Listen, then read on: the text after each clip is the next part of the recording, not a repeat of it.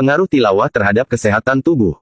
Masya Allah. Bukti-bukti ilmiah Al-Quran sudah nampak di akhir zaman ini, kemukjizatan Al-Quran sudah diketahui dunia saat ini, dan membuat mereka para saintifik terpesona atas keilmiahan dan kemukjizatan Al-Quran tersebut.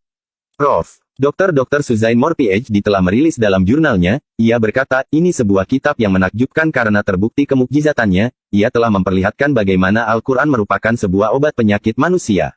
Suara yang keluar dari tilawah seseorang akan melayang ke udara dan kemudian masuk melewati telinga dan seterusnya diserap oleh tubuh, kemudian ia masuk ke sel-sel yang ada dalam tubuh kita. Suara yang terdengar dengan irama dan frekuensi tertentu mengandung informasi spesifik sehingga dapat memberi rangsangan kepada sel-sel dalam tubuh kita. Al-Quran yang tersusun secara sistematik dengan irama yang indah karena bacaan yang tartil dan pengulangan kata-katanya sungguh menakjubkan karena ia membuat sel-sel dalam tubuh kita bisa melawan penyakit-penyakit yang berbahaya, dengan bahasa yang menyentuh, ternyata mengandung informasi spesifik pada setiap ayat-ayatnya. Dengan informasi yang spesifik ini bisa membuat sel-sel yang sakit menjadi sembuh. Hasil penelitian terkini seperti yang diungkapkan Prof. Dr. Abraham Nicole PhD, bahwa sel-sel darah merah yang telah dibacakan ayat-ayat Al-Quran dengan bacaan tartil artinya bacaan yang indah dengan memakai kaidah tahsin tajwid, ia memperlihatkan respon tertentu. Sehingga sel-sel kanker pun bunuh diri. Bahkan virus autoimun pun lenyap. Terbukti dari hasil penelitian Prof. Dr. Victor Iron PhD USA. Penelitian lainnya membuktikan bahwa sel-sel kanker ganas menjadi normal kembali dengan bacaan ayat-ayat Al-Quran.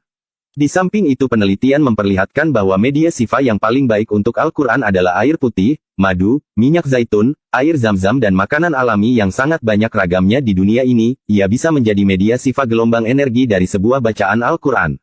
Manfaat membaca Al-Quran bagi kesehatan. Menurut sebuah survei yang dilakukan oleh Dr. Al-Qodi di Klinik Besar Florida, Amerika Serikat, berhasil membuktikan hanya dengan mendengarkan ayat suci Al-Quran, baik mereka yang mengerti bahasa Arab atau tidak, ternyata memberikan perubahan fisiologis yang sangat besar. Termasuk salah satunya dapat menangkal berbagai macam penyakit. Hal tersebut dikuatkan lagi oleh penemuan Muhammad Salim yang dipublikasikan Universitas Boston. Mengapa di dalam Islam, ketika kita mengaji disarankan untuk bersuara, minimal untuk diri sendiri alias terdengar oleh telinga kita? Berikut penjelasannya. Setiap sel di dalam tubuh kita bergetar di dalam sebuah sistem yang seksama, dan perubahan sekecil apapun dalam getaran ini akan menimbulkan potensi penyakit di berbagai bagian tubuh. Nah, sel-sel yang rusak ini harus digetarkan kembali untuk mengembalikan keseimbangannya.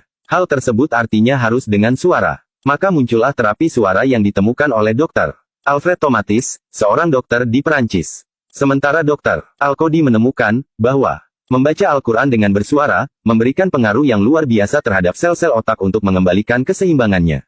Penelitian berikutnya membuktikan sel kanker dapat hancur dengan menggunakan frekuensi suara saja.